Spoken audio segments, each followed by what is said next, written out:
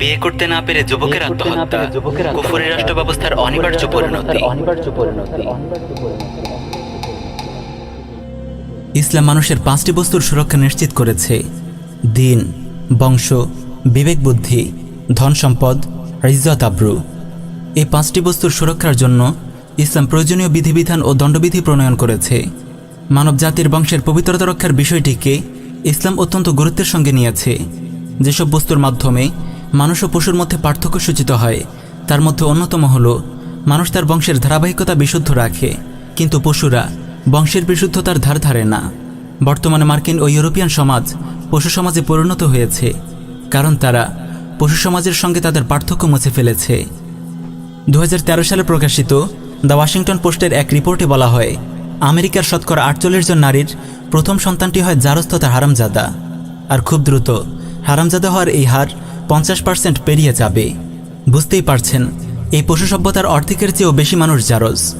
বলুন তো, কোন বস্তুটি মানব সমাজ থেকে পশু সমাজকে আলাদা করেছে? মার্কিন ও ইউরোপিয়ান সমাজ কেন পশু সমাজে পরিণত হয়েছে? এই দুটি প্রশ্নের একটিই উত্তর: বিয়ে। বিয়েই মানব সমাজকে পশু সমাজ থেকে আলাদা করেছে। মার্কিন ও ইউরোপিয়ান সমাজ পশু সমাজে পরিণত হওয়ার কারণ তারা সমাজ থেকে বিয়েকে নির্বাসিত করার প্রক্রিয়া শুরু করেছে। বিয়ে বহির্ভূত যৌন সম্পর্ক তাদের কাছে বৈবাহিক সম্পর্কের চেয়েও বেশি স্বাভাবিক। প্রিয় ভাই ও বোন, বংশের বিশুদ্ধতা রক্ষা এবং মানব সমাজকে পশু সমাজে পরিণত হওয়া থেকে রক্ষা করতে ইসলাম যে বিধান দিয়েছে তা হলো বিয়ে। বিয়ে খাদ্য ও পানীয়ের মতো মানুষের একটি অনিবার্য মৌলিক চাহিদা। পৃথিবীতে মানবজাতির অস্তিত্ব রক্ষা ও সুষ্ঠু বিকাশের জন্য বিয়ের কোনো বিকল্প নেই, কারণ বিয়ের মাধ্যমেই মানুষের বংশধারা সুরক্ষিত হয়। বিয়ে মুসলিম যুবকের যৌবনের হেফাজতের চাবিকাঠি। বিয়ে দুনিয়া ও আখিরাতে সর্বোত্তম কল্যাণ লাভের মাধ্যম। বিয়ে মানব জীবনের পূর্ণতা। কিন্তু অত্যন্ত দুঃখের বিষয়, জাতিসংঘ কেন্দ্রিক কুফরি বিশ্ব ব্যবস্থার স্থানীয় এজেন্ট মুসলিম বিশ্বের তাগুত শাসক গোষ্ঠী মুসলিম দেশগুলোতে তাদের প্রভুদের এজেন্ডা বাস্তবায়ন করছে। মুসলিম বিশ্বে জাতিসংঘ নামক এই কুফার সংঘের অন্যতম এজেন্ডা নারীবাদের বিস্তার।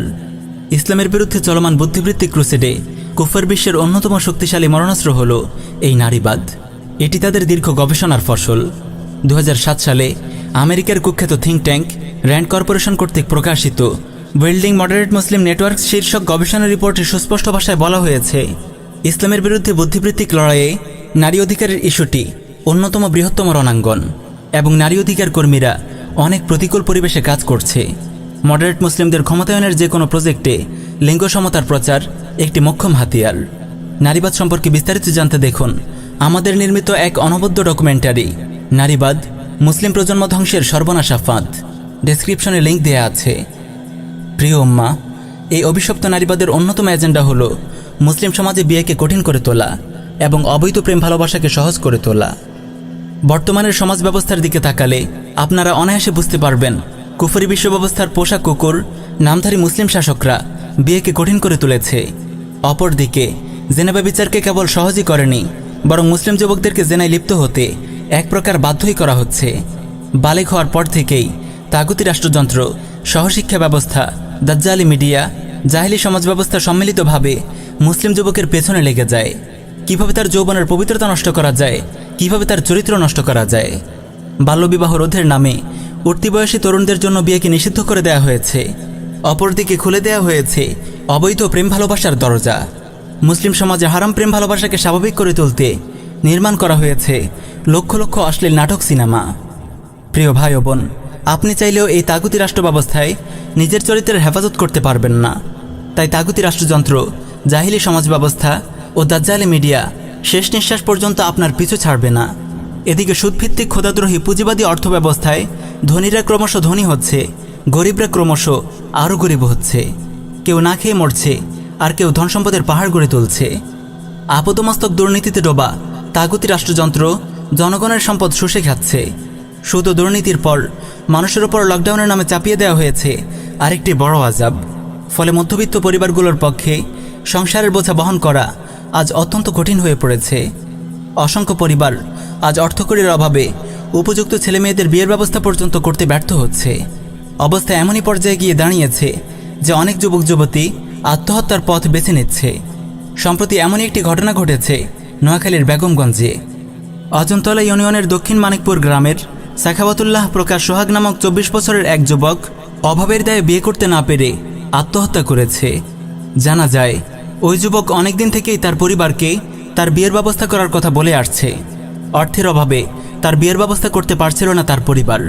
এর জের ধরেই ওই যুবক বুধবার ভোরে গলায় ফাঁস দিয়ে আত্মহত্যা করে। প্রিয় উম্মা, জাতির জন্য এমন লজ্জাজনক ঘটনা আর কি হতে পারে? একদিকে সরকারের এমপি মন্ত্রী আমলারা কোটি কোটি টাকা বিদেশে পাচার করছে, শুষে খাচ্ছে জনগণের রক্তখামে অর্জিত সম্পদ। অপরদিকে গরিব পরিবারের তরুণরা বিয়ের জন্য আত্মহত্যা করছে। আজ পুরো দেশ যেন নীরব এক দুর্ভিক্ষে কাঁদছে। তাগুতি রাষ্ট্র ব্যবস্থার এটি অনিবার্য পরিণতি। যতদিন এই জাহিলি রাষ্ট্র ব্যবস্থা বহাল তবিয়তে থাকবে, ততদিন জনগণের ক্ষুধা ও দারিদ্র্যের সমস্যার সমাধান হবে না। আজ যদি দেশে ইসলামী শরিয়াহ বলবৎ থাকত, দেশে জাকাত ভিত্তিক অর্থনীতি বাস্তবায়িত হতো। জাকাত ভিত্তিক অর্থব্যবস্থায় সম্পদের সুষম বণ্টন সুনিশ্চিত হয়। তাই এখানে কারো সম্পদের পাহাড় গড়ে তোলার সুযোগ যেমন নেই, তেমনি কারো না খেয়ে মরারও সুযোগ নেই। ইসলামী খেলাফা প্রতিটি নাগরিকের খাদ্য, বস্ত্র, বাসস্থান, শিক্ষা ও চিকিৎসার মতো মৌলিক চাহিদাগুলোর পূর্ণ সরবরাহ নিশ্চিত করে। তাই তো খলিফা ওমর বিন আব্দুল আজিজ রহিমাহুল্লাহর খেলাফতকালে জাকাত দেওয়ার মতো একজন গরিবও খুঁজে পাওয়া যায়নি। প্রিয় দেশবাসী, আমাদের দিন চর্চা খণ্ডিত। আমরা দিনের আংশিক কিছু বিধিবিধান পালন করি। শরিয়াহ শাসন না থাকলে পরিপূর্ণ ইসলামের ওপর আমল করা একেবারেই অসম্ভব। তাই মুসলিম উম্মাহর দায়িত্ব হলো জাতিসংঘ কেন্দ্রিক তাগুতি বিশ্ব ব্যবস্থাকে অস্বীকার করা এবং কুফরি শাসন ব্যবস্থাকে অস্বীকার করা। সেই সঙ্গে আল্লাহর জমিনে আল্লাহর দিন কায়েমের জন্য দাওয়াহ ইরশাদ ও জিহাদের নববী মানহাজে সংগ্রাম অব্যাহত রাখা। পরিশেষে আপনাদেরকে কোরআনুল কারীমের সেই আয়াতটি স্মরণ করিয়ে দিচ্ছি, ওয়াকাতিলুহুম হাত্তা লা তাকুনা ফিতনাতাও ওয়া ইয়াকুনা আদ-দীনু কুল্লুহু লিল্লাহ। তোমরা ততক্ষণ পর্যন্ত কাফিরদের বিরুদ্ধে লড়াই করতে থাকো যতক্ষণ না কুফর ও শিরক নির্মূল হয়ে যায় এবং দিন পরিপূর্ণ আল্লাহর জন্য হয়ে যায়।